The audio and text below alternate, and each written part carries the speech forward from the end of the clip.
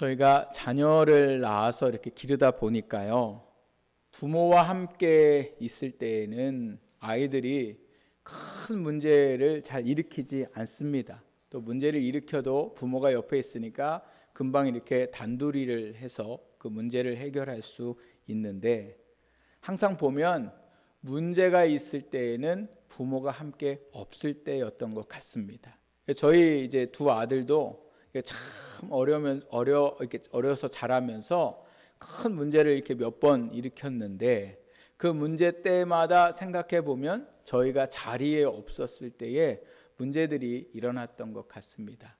한 번은 제가 이제 교회에 가서 신방하고 교회 일을 이렇게 돌보고 있는데, 저희 아내가 문자로 사진 한 장을 보냈어요. 사진을 봐봤더니 저희 집이 온통 밀가루 같은 것이요, 집안에 그냥 막 이게 뭐 이렇게 말할 수 없을 정도로 온통 그렇게 되어 있는 거예요.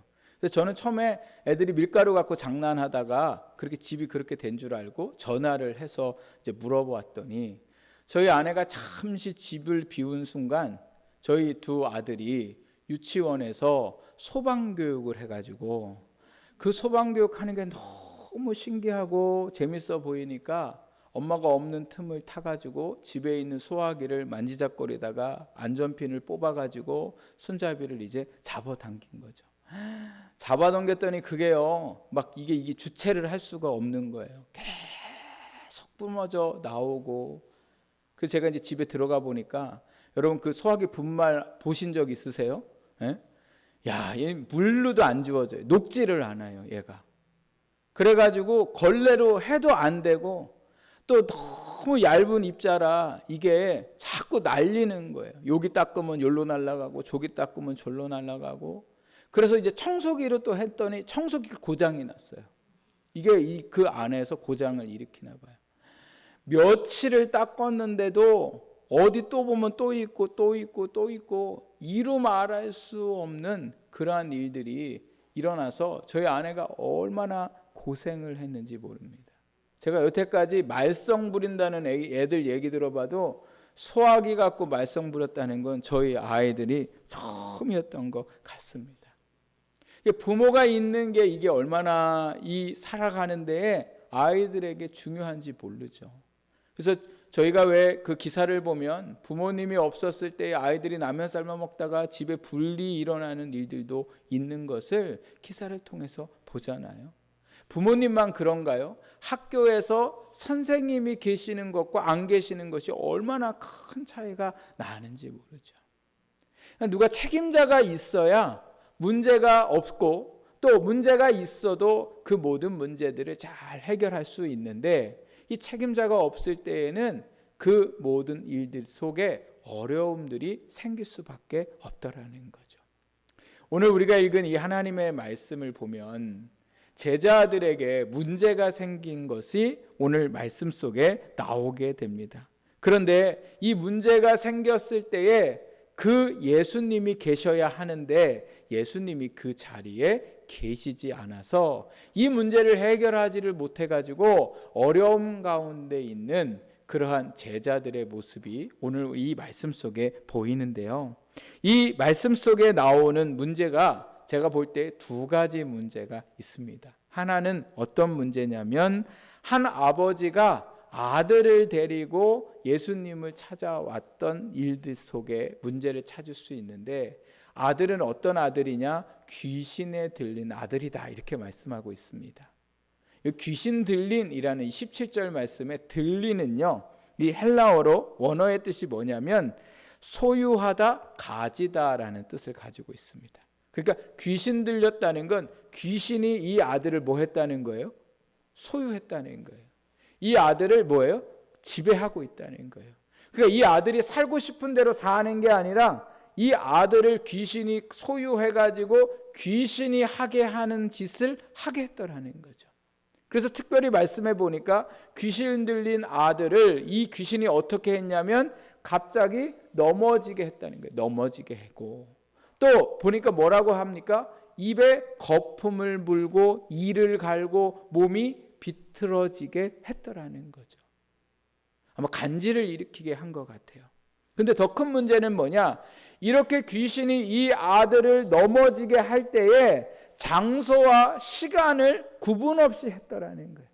그냥 아무 때나 멀쩡하게 서 있던 아이가, 멀쩡하게 걸어가던 아이가 갑자기 그렇게 넘어지게 되어서 이를 갈고 거품을 물고 몸을 비틀게 됐는데, 문제는 오늘 말씀해 보니까 불에도 넘어지게 하고 물에도 빠지게 했더라는 거예요. 살다가 보면 사람이 불 앞에 가 있을 수도 있고 사람이 물가 가까이 갈 수도 있는데, 문제는 그때는 넘어지지 말아야 되잖아요. 불이 있는데 넘어지면 뭐 입어요? 화상 입고, 물 있는데 넘어지면 빠져서 목숨을 잃을 수 있는 위험천만한 일들이 되는데, 이 마귀 사탄이 그 아이를 그런 곳에 상관없이 넘어지게 했더라는 거죠. 아버지는 아들을 이렇게 두어서가는 죽을 것 같은 두려움이 생겼고, 그래서 당시에 어떻게 하면 이 귀신을 이 아이에게서 쫓아낼까 고민을 하다가 주변에 보니까 귀신을 쫓아내는 사람들이 또 많았어요. 그래서 이 사람도 찾아가고 저 사람도 찾아가고 또 좋다는 약이 있어서 약도 먹여보고 그랬는데 아무런 소용이 없고, 아이는 오히려 증세가 점점 나이가 먹어갈수록 심각하게 되었더라는 거죠. 이러다가 아들이 죽을 수 있다라는 걱정이 든 이 아버지가 어느 날 예수님에 관한 소문을 듣게 됩니다. 예수님에게 가면 어떤 병도 고칠 수 있고 귀신도 떠나가게 되는 역사가 일어난다는 이야기를 듣고요, 이 아버지가 예수님을 만나러 예수님이 계신 곳을 수소문해서 찾아왔습니다. 근데 문제는 예수님을 만날 수가 없었어요. 예수님이 베드로와 요한과 야고보를 데리고 산으로 올라가셨는데, 예수님이 계시지 않은 것뿐이 문제가 아니라 또 언제 오실지 모르는 거죠. 제자들이 예수님이 언제 오실지 모른다고 얘기를 하니까 이게 참 아버지가 너무너무 답답한 거예요. 예수님이 오실 때까지 기다리자니 언제 오실지 모르고, 또 예수님이 오실 때까지 자기 집에 가 있다가 또 예수님이 오셨다는 이야기를 듣고 와 보면 예수님이 거기 계실지 안 계실지도 모르고, 그러니까 이 아버지가 생각한 게 뭐냐면 예수님의 제자들에게 우리 아이를 고쳐주기를 부탁을 합니다. 두 번째 문제가 뭐냐면 이 제자들이 아이 아버지가 자기들에게 아들을 고쳐달라고 했을 때 일어나는 문제입니다. 아버지가 물어봤겠죠. 예수님은 안 계시고 당신들이 우리 아이를 좀 고쳐줄 수 있습니까? 그런데 오늘 말씀을 보면 이 제자들이 아이를 고치려고 한 것 같습니까? 안 한 것 같습니까? 고치려고 하잖아요. 왜 고치려고 했을까? 저희가 읽은 이 9장 말씀 말고 6장 말씀에 가보면요, 예수님께서 제자들에게 전도하라고 나가라고 하시면서 귀신을 쫓아내는 권능을 주셨습니다. 그리고 13절 말씀에 보면 제자들이 이 권능을 받고 귀신들을 쫓아내는데 13절에 보면 많은 귀신을 쫓아냈다는 거예요. 뭐 어쩌다가 한 명씩 쫓아낸 게 아니라 보는 족족 쫓아낸 거예요. 그러면 여러분, 누가 여러분에게 이런 권능의 경험도 했고 이랬는데, 집사님 우리 아들이 병들었는데 귀신이 지금 자꾸 저렇게 하는데 우리 아직 아이 좀 고쳐주실 수 있으세요? 이렇게 물어봤다면 여러분 어떻게 하시겠어요? 그럼요. 당연하죠. 제가 예전에도 전도 나갔다가 귀신 들린 아이들을 만났는데 뭐 그냥 기도하면 낫습니다. 그래서 이 제자들이요, 그 아버지의 부탁을 받고 또 귀신을 떠나보내려고 해요. 그리고 이 말씀에 보면 지금 예수님과 없는 이 9명의 제자들, 남아있는 이 제자들만, 그리고 아버지와 아들만 있는 게 아니라 누구도 있었냐면 많은 백성들이 예수님 오시기를 똑같이 기다리고 있었고, 또 누가 있었냐면 서기관들도 그 자리에 있었던 것을 말씀을 통해 볼 수가 있습니다. 그러니까 이게 자존심이 있잖아요. 또 한번 해봤잖아요. 그래가지고 하려고 했고, 또 어떤 마음이 있냐면 이제 예수님이 오시면 귀신을 내쫓고 우리가 예수님한테 뭐 하고 싶어요? 예수님 이제 이쯤은 내가 잘할 수 있으니까, 그래서 예수님한테 우리에게 능력 있음도 자랑하고 싶은 마음들이 있었습니다. 그래서 이 아이를 가운데다가 넣어놓고 제자들이 예수님이 하신 것처럼 그 마귀를 꾸짖어서 떠나가도록 했는데, 중요한 건 뭐냐? 이게 됐어요? 안 됐어요? 안 됐더라는 거예요. 떠나갈 줄 알았는데 떠나가지 않고 오히려 아이는요, 더 막 정말 마귀의 그 끌림에 이끌려서 어떻게 할 수 없는 그런 상황에 이르게 되었고, 그러다 보니까 모여있는 사람들은 뭐 했겠어요? 수근수근 거렸겠죠. 또 누가 찾아와서 시비를 걸었냐면 서기관들이 찾아와서 오늘 그들과 논쟁하고 있었다, 이렇게 말씀을 하고 있습니다. 서기관들은 3장 말씀에 보면 예수님이 귀신을 꾸짖어 쫓아내셨을 때 예수님에게 뭐라고 얘기하냐면, 저 사람은 귀신의 힘을 빌어서 마귀를 쫓아내는 사람이다, 이렇게 얘기했어요. 그래서 예수님을 보면서 귀신의 힘을 빌어서 하는 사람이다, 이렇게 얘기했거든요. 그러니까 서기관들이 이 제자들을 보면서 니네가 왜 귀신을 쫓아내려고 하냐 막 이렇게 하면서 그들이 알고 있는 신학과 율법적으로 계속 그 제자들에게 뭐예요? 시비를 걸었더라는 거죠. 제자들이 이러지도 못하고 저러지도 못하는 그러한 어려움 가운데 있었습니다. 하나님이 주신 이 말씀 속의 두 가지 문제는 오늘 이 땅을 살아가고 있는 우리의 문제이기도 합니다. 먼저는 귀신 들린 아들의 모습이 오늘 그 귀신이 아들을 지배하고 그 귀신이 아들을 넘어지게 했던 것처럼 귀신의 역사들이 오늘도 우리의 삶에 가까이서 역사하고 있다는 거죠. 지난 3월 23일 날 끔찍한 살인사건이 일어나게 됐는데, 그 사건의 제목을 기사들은 새 모녀 살인사건이라고 내어놓았습니다. 여러분 보셨습니까? 그 살인범이 누구예요? 24살 된 김태현이라는 청년이에요. 이 청년이 컴퓨터로 게임을 하다가 게임상에서 이 세 모녀 중에 큰 딸을 만나게 됩니다. 그래서 만나서 서로 게임을 하겠는데, 이제 게임 안에서 만난 거예요. 그랬는데 이제 좀 서로 말이 통하고 막 이렇게 했는지 문자들을 이렇게 보내다가 이 청년이 이제 이 여자 청년이 마음에 들어서 사귀자고 그랬어요. 그런데 이 여자 청년이 거절합니다. 근데 이 거절한 게 이 사람한테는 너무도 큰 분노와 수치감을 느끼게 했나 봐요. 그래서 이 청년하고 여자 청년에게 해코지 하려고 그 집 주소가 어디 있는가를 알게 되었고, 그리고 그 집에 배달 기사를 위장해 갖고 집 안으로 들어가게 됩니다. 집 안에 들어가 보니까 그 딸은 없고 동생하고 어머니가 있어서 그 두 모녀를 잔인하게 죽이고, 그리고 기다리고 있다가 그 딸이 집에 들어오자 그 딸도 죽입니다. 보통 이렇게 죽였으면 도망을 갈 텐데 이 사람은요, 이틀 동안 그 집에 머무르면서 냉장고에 있는 음식을 꺼내서 밥도 먹고 술도 먹고 이렇게 했더라는 거예요. 여러분, 사람이 어떻게 이렇게 할 수 있을까? 거절당할 수도 있잖아요. 누군가 나를 싫어할 수도 있잖아요. 그러면 수치심도 느낄 수 있어요, 사람은. 그러나 그 수치심이 세상에 분노가 되었고, 그 분노가 뭐예요? 살인을 하게 되었고, 그냥 살인만 한 게 아니라 그 죽은 사람들이 있는 그 옆에서 밥도 먹고 술도 먹었다는 이 자체가 우리는 생각만 해도 막 이렇게 끔찍한데, 이 사람에게는 전혀 그렇지 않더라는 거죠. 왜요? 귀신이 그 사람을 모았기 때문에 그래요. 끌고 다녔기 때문에 그런 거죠. 이러한 귀신의 역사는 오늘 우리의 삶에도 자주 일어납니다. 제가 담임 목사가 되고서 초조함, 이런 불안함, 이런 것들이 저의 안에 생겼어요. 이게 왜 이럴까? 도대체 왜 그럴까요?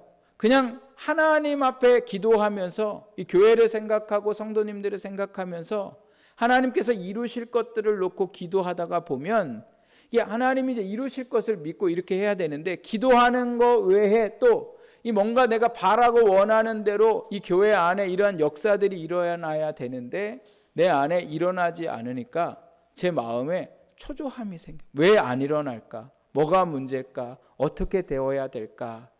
이러한 초조함이 생기고, 그 초조함이 생기니까 때로는 불면증도 생기고 때로는 낙심하는 마음도 제 안에 생겼더라는 거죠. 이게 누구의 역사예요? 귀신의 역사인 거죠. 계속 저의 마음을 초조함으로, 불안함으로 그렇게 제 마음에 저를 넘어지게 만들었다는 거예요. 근데 이게 저에게만 일어나는 일들이 아니라 우리에게도 똑같이 일어나고 있더라는 거죠. 내 안에 이유 없는 초조함과 불안함, 또 미래에 대한 걱정, 이런 것들은 다 누구의 역사예요? 귀신의 역사예요. 귀신이 자꾸 우리를 뭐예요? 그 초조함에 넘어지게 하고 불안함에 넘어지게 하고 이렇게 의심으로 넘어지게 만드는 거죠. 또 귀신은 우리를 미움에 넘어지게 할 때도 많습니다. 용서해야 할 것을 알아요. 말씀을 들으면 내가 용서해야지, 미워하지 말아야지. 그런데 막상 말씀을 듣고 난 후에 자꾸 귀신은 우리가 그 사람을 보면 미워하게 만들고 용서하지 못하도록 하는 일들이 계속해서 우리를 넘어지게 하더라는 거죠. 그래서 시부모님들이 미워지고, 그래서 남편과 아내가 믿고, 또 때로는 자녀가 믿고 원망스럽고, 이러한 일들이 오늘 우리의 삶에 일어나는 현상들은 자연스러운 현상이 아닙니다. 이 모든 것이 뭐예요? 마귀의 역사고, 마귀가 우리를 자꾸 뭐예요? 이 귀신 들린 아이를 넘어지게 한 것처럼 넘어지게 하더라는 거죠. 또한 우리를 넘어지게 하는 일들을 바라보면 음란의 문제가 오늘 우리 안에 있는 것을 보게 됩니다. 음란이 우리에게 안 좋고 우리에게 나쁜 영향을 끼치고 심지어 사회에 이 무서운 범죄까지 일으키게 하는 일임에도 불구하고 우리도 모르게 그 귀신에게 이끌려서 음란한 것을 쳐다보고 음란한 생각을 하고 음란한 짓들을 하면서 살아가는 그러한 일들이 있게 되는 거죠. 그래서 초등학교 아이부터 나이 많으신 어른에 이르기까지, 목사로부터 시작해서 모든 성도에 이르기까지 이 음란함에 넘어지는 사람들이 우리 주변에 너무 많은 것을 보게 되는 거죠. 근데 이 음란함을 인간의 본능이라고 말하고 자연스러운 것이라고 말하는 이러한 현상까지 우리가 일어나고 있는 것을 볼 수 있습니다. 어떤 사람들은 술에 넘어져 살고, 어떤 사람들은 돈과 성공에 넘어져서 마귀가 계속 그들을 넘어지게 만드는 거죠. 신앙생활도 마찬가지입니다. 하나님 앞에 우리가 가장 먼저 온전히 예배하고 하나님 앞에 나아가야 되는데도 불구하고 우리의 마음이 자꾸 다른 것에 넘어지는 거죠. 그래서 예배보다 더 중요한 게 있고 감정을 따라가고 이렇게 하는 거죠. 제가 어제 저희 이제 그 중학교, 고등학교 때부터 제가 교육전도사 사역을 하면서 전도돼 가지고 온 이제 친구가 지금 많이 장성했습니다. 그래서 그 장성한 친구가 결혼도 해서 제가 줄에도 서고, 또 최근에 코로나로 어렵다고 해서 저희 교회에 몇 번을 이렇게 헌금을 온라인으로 이렇게 했습니다. 근데 이 친구가 제가 물어보니까 온라인으로 예배를 드리고 있는 거예요. 교회를 안 가고. 그 이유가 뭐냐? 이제 뭐 지난번에는 다른 이유였는데 어제 제가 또 전화해가지고 이제 왜 예배 안 드리냐 이렇게 얘기했더니 예배가 은혜가 안 된다는 거예요. 은혜가 안 돼서 예배를 드리러 가기가 어렵다 이렇게 얘기해요. 그래서 예배가 은혜가 안 되게 하는 내가 미안하다 이제 이렇게 얘기를 했어요. 내가 그 니네 교회의 목사님을 대신해서 미안하다 이렇게 얘기하면서, 그러나 여러분 은혜가 안 되면 다 거기 교회가 엄청 큰 교회거든요. 그럼 그 성도들이 다 오지 말아야죠. 은혜가 안 되면. 그죠? 근데 지금 누구만 은혜가 안 되는 거예요? 그 아이만 은혜가 안 되는 거예요. 그 부부만 은혜가 안 되는 거예요. 그럼 누구에게 문제가 있는 거예요? 그 아이가 문제인 거예요. 여러분 예배는 은혜가 되고 안 되고를 먼저 떠나서 예배는 믿는 자가 하나님 앞에 반드시 해야 할 것이 바로 뭐냐면 예배예요. 하나님께 영광을 돌려드리는 것이 예배고, 그게 내가 은혜가 되고 안 되고가 떠나서 하나님 앞에 구원받은 자가 반드시 해야 할 삶이 바로 예배하는 삶인 거죠. 근데 지금 마음에 무조건 은혜가 안 되는, 설교가 은혜가 안 되고 은혜가 안 되고, 이 은혜가 안 된다는 거는 지금 뭐예요? 귀신이 그 마음을 자꾸 뭐예요? 걸려 넘어지게 하는 거죠. 그래서 제가 이제 여러 이야기를 하면서 꼭 신앙생활 잘 하도록 그렇게 권면을 했습니다. 여러분, 오늘 우리가 하나님 안에 살아가면서 귀신이 우리 가운데 역사하고 있음을, 또 나는 어떤 귀신의 이끌림에 넘어지고 있음을 오늘 우리가 잘 돌아볼 수 있는, 자기 자신을 잘 파악할 수 있는 신앙이 되어야 됩니다. 어떤 분들은 교회를 오긴 오는데 또 자기 믿음의 안에서 살아가요. 그래서 하나님이 말씀하는데 그 말씀을 생각하는 게 아니라 자기의 믿음으로 생각하고 믿어요. 그러니 하나님이 무슨 말씀을 하셔도 이해를 안 하고 들으려고 하지 않고 내가 생각하고 있는 말씀과 믿음으로 살아가는 거죠. 그것도 바로 뭐예요? 귀신의 역사일 수도 있더라는 겁니다. 오늘 하나님의 말씀을 보면 고린도전서 4장 20절에 이렇게 말씀하고 있습니다. 하나님의 나라는 말에 있지 아니하고 오직 능력에 있느니라, 이렇게 말씀하세요. 이 하나님의 나라는 오늘 믿음으로 살아가는 우리의 삶은 뭐에 있지 않아요? 말에 있지 않다는 거예요. 이 말에 있지 않다는 건 성경적인 암과 지식을 통해서만 그렇게 하나님의 나라가 될 수 없더라는 거죠. 뭐가 있어야 돼요? 오직 능력이 있어야 된다는 거예요. 그 말씀을 알고 있는 게 아니라 그 말씀이 오늘 우리 가운데에 역사하는 삶을 살아가야 한다는 말씀입니다. 그런데 오늘 제자들은 이 문제에 있는 것을 뭐 하지 못해요? 해결할 수 없었더라는 거죠. 분명히 그 전에는 귀신도 내쫓았던 일들이 일어났는데 그들이 지금은 이 아이를 붙들고 있는 귀신을 쫓아내지 못했더라는 거죠. 왜요? 그들에게 뭐가 없어요? 능력이 없는 거예요. 하는 방법은 다 알아요. 어떻게 해야 하는지 예수님을 통해서 배웠고 예수님이 하신 것을 보았고 직접 경험을 했지만 이 아이가 있을 때에는 그 능력을 행하지 못했더라는 거죠. 문제를 해결하지 못해서 혼란스러워하고 있는 이 제자들과 많은 사람들이 모여있는 이곳에 예수님이 감사하게도 다시 오셨습니다. 오셔서 사람들한테 물어봐요. 니네 도대체 뭐 때문에 지금 이렇게 난리가 난 거냐? 이렇게 물어보니까 그때의 아버지가 이제 예수님에게 대답을 합니다. 귀신 들린 아들을 데리고 왔으나 선생님의 제자들이 고치지 못했습니다. 선생님이 하실 수 있거든 고쳐 주옵소서. 이 이야기를 아버지에게 들으니까 예수님이 누구를 향해서 꾸짖으셨냐면 19절 말씀에 보니까 제자들을 향하여 믿음이 없음을 꾸짖으셨어요.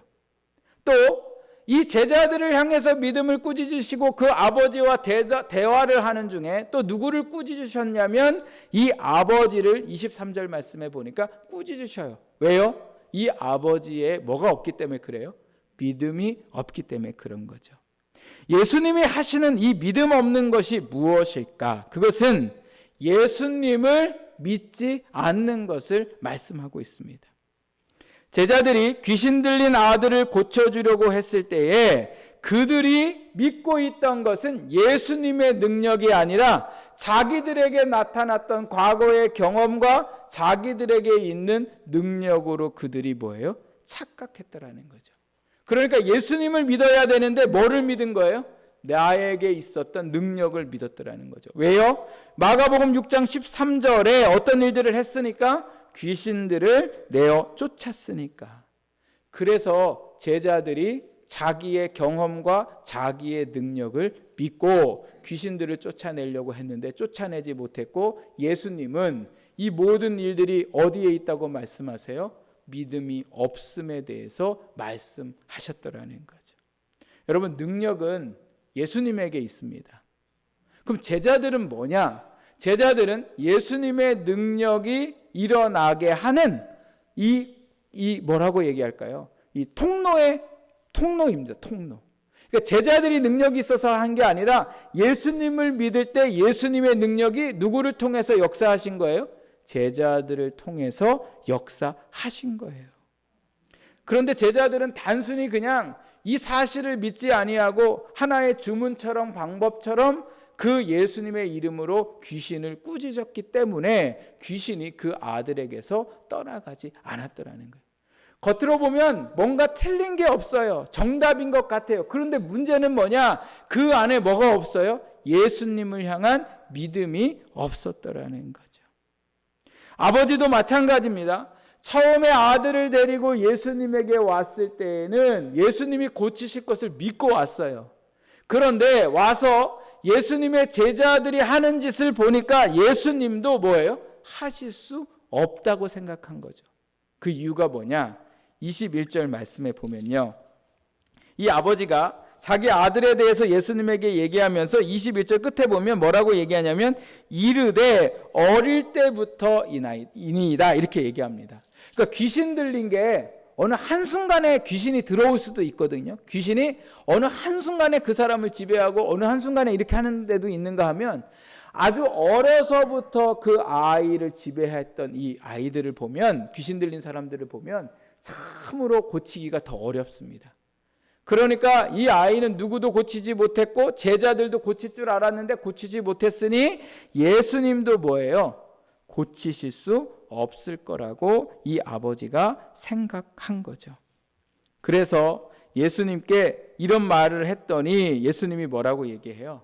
23절에 할 수 있거든이 무슨 말이냐? 믿는 자에게 능히 하지 못할 일이 없느니라 이렇게 말씀하세요. 여러분 이 말씀이 전혀 이상하지 않으시죠? 네? 근데 이 말씀이 아버지가 얘기했을 때에 이 대답이 나오면 안 되거든요. 어떤 대답이 나와야 되냐면 할 수 있거든이 무슨 말이냐?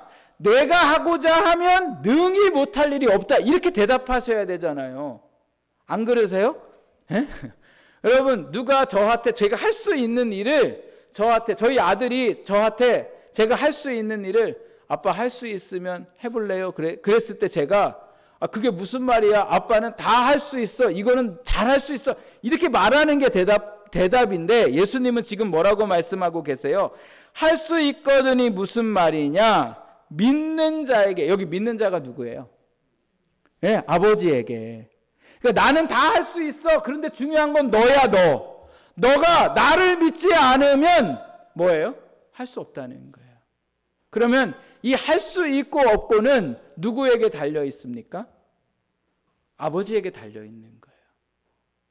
그래서 예수님이 이 말씀을 하시니까 뭐라고 얘기합니까? 그 아버지가 자기가 믿습니다. 그리고 나의 믿음 없음을 주님이 믿음을 더해 달라고 예수님께 부탁을 하시고 예수님이 그때에 그 아들에게 있는 귀신을 떠나가게 하시는 역사가 일어나게 됩니다.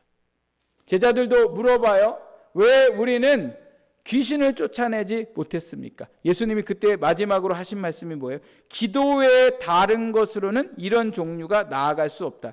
기도 외에 다른 것. 그러니까 제자들은 지금 하나님을 의지하고 하나님의 능력을 믿는 게 아니라 뭐 하려고 했어요? 다른 것으로 자기의 삶의 문제와 인생의 문제를 지금 해결하려고 했더라는 거예요. 근데 예수님은 지금 뭐라고 말씀하세요? 기도 외에. 이 기도가 뭐예요? 우리가 기도하는 이유가 뭐예요? 예수님을 믿기 때문에 하는 거죠. 그러니까 오늘 우리 안에 우리의 인생의 문제를 해결할 수 없고 문제가 해결되려면 우리 안에 뭐가 있어야 돼요? 믿음이 있어야 된다는 거예요. 무슨 믿음? 예수님을 향한 그 믿음.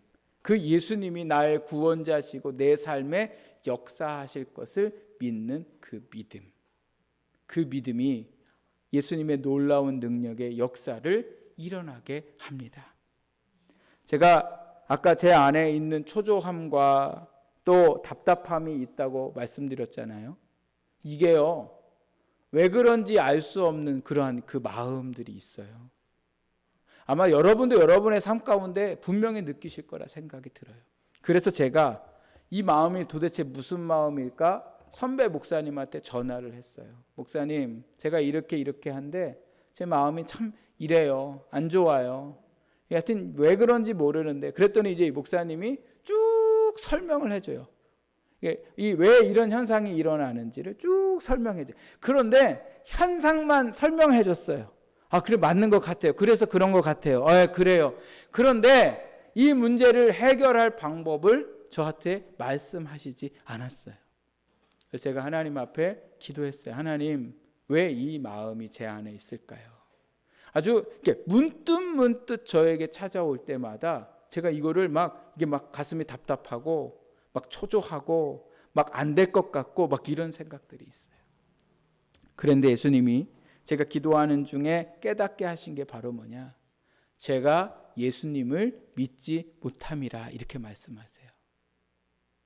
제 안에 초조함이 있는 건 어떤 문제나 어떤 일들이 해결 안 돼서가 아니라 예수님이 그 문제를 해결하시고 예수님이 그 안에 역사하실 것인데, 제가 하려고 하고 제가 고민하니까 제 안에 자꾸 뭐만 생겨요?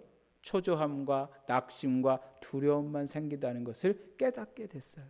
그래서 제가 예수님 앞에 회개하고 주님 앞에 제 안에 이 답답함과 초조함을 주님께 맡기기 시작했어요. 그랬더니 어떤 변화가 일어나냐면, 똑같은 환경인데도 불구하고 제 안에 평강이 찾아왔어요. 왜요? 주님이 하실 것을 믿으니까. 여러분, 이게 얼마나 거짓말 같고 말도 안 되는 일입니까? 문제는 이만한데 뭘 한 것도 아니에요. 그런데 예수님이 이제는 이것을 해주신다고 믿으니까 제가 이 문제를 갖고 있지만 이게 제 안에 뭐예요? 평강이 되고 기쁨이 되고 문제처럼 보이지 않더라는 거예요. 저는 이게 기적이라고 생각해요. 근데 이 기적이 다 여러분들 안에 일어나기를 주님의 이름으로 축복합니다. 근데 이제 이런 얘기를 해요. 저는 그 믿음이 없어요. 그러니까 믿게 해 주셔야죠. 이렇게 얘기하거든요. 그런데 여러분, 하나님이 이미 로마서 말씀해 보면 심지어 믿지 않는 자들에게도 뭐를 주셨어요? 하나님을 믿게 하시는 마음을 이미 주셔서, 자연 만물을 보면 감히 하나님이 있다 없다 말한다고 할 수 있어요, 없어요? 없다고 얘기하세요. 사람 마음에 이미 하나님이 무슨 마음을 주셨어요? 하나님을 믿을 수 있는 마음을 주셨어요. 그래서 이미 우리에게 믿음을 주셨고, 이제는 중요한 건 뭐냐? 우리에게 주신 그 믿음을 이제는 어떻게 해요? 우리가 믿어야 되더라는 거예요. 안 믿어지는 게 아니고 그분이 나를 믿게 하셔야 되는 게 아니라 이미 믿게 하셨기에 말씀을 이제 내게 주신 말씀으로 믿어야 되는 거예요.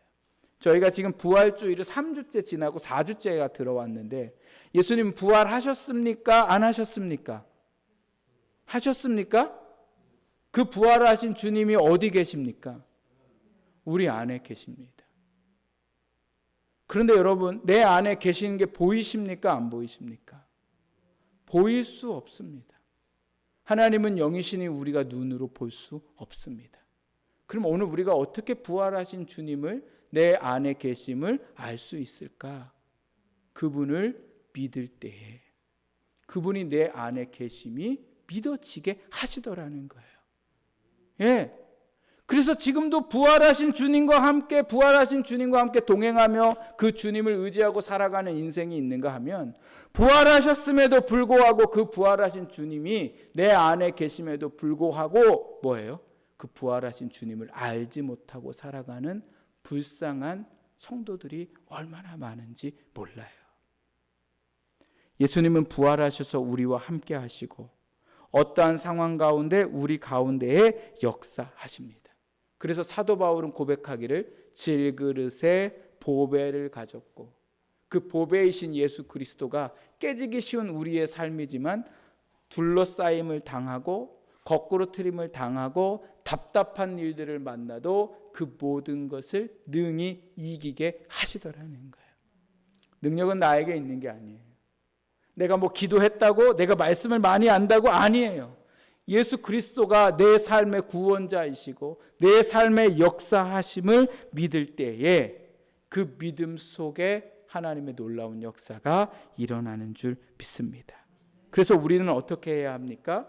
우리가 믿음 없음을 주님 앞에 고백하고 믿음 없는 것을 도와달라고 날마다 의지하면서 살아갈 때에 예수님이 그 아들에게 귀신을 내어 쫓으신 것처럼 우리 가운데 역사하는 일들이 일어나게 됩니다. 예수님은 이미 우리에게 믿음을 주셨습니다. 여러분, 제가 지난주 오후 말씀을 가지고서 함께 말씀을 나누는 중에 제 안에 또다시 참 큰 은혜가 되었던 게 베드로전서 5장 7절 말씀이었어요. 너희 염려를 다 주께 맡기라. 그가 너희를 돌보심이라. 이렇게 말씀드렸어요. 여러분, 우리 염려를 다 누구에게 맡겨요? 주님이 맡기면 주님이 어떻게 하시겠어요? 우리를 돌보신다는. 내가 돌보는 거 아니에요. 내 사업도 주님이 돌보시고 내 마음의 고민도 주님이 돌보시고 우리의 가족의 구성원들의 삶도 주님이 돌보시는 거예요. 그럼 우리가 해야 할 일은 뭐예요? 믿고 맡기는 거예요. 그러면 주님이 우리 안에 역사하시는 거예요. 자, 그럼 제 안에 이 초조함은 완전히 사라졌을까요? 어떻게 하세요? 제 마음을 수시로 찾아와요. 수시로 초조해지고 수시로 답답하고 수시로 갈등이 제 안에 있어요. 그런데 지금은 그때하고 다른 게 있다면 수시로 찾아올 때마다 그 모든 것을 누구에게 맡겨요? 주님한테 맡겨요. 그러면 내 안에 그러한 초조함이 어느 순간 사라져버리고 담대함과 감사함이 생겨서 믿음으로 그 길을 살아갈 수 있도록 주님이 역사하시더라는 겁니다. 사랑하는 여러분, 지금도 주님은 우리에게 믿음을 말씀하세요. 내가 주님을 믿습니다. 내 눈으로 확인하지 못했지만, 내 눈앞에 지금 드러나 있지 않지만 내 삶에 역사하실 주님을 믿고 나아갈 때에 진실함으로 그의 주님 앞에 우리의 믿음을 고백할 때에 그 주님의 놀라운 역사와 능력이 우리의 삶 가운데 경험되어지고 일어나는 역사가 일어날 줄 믿습니다.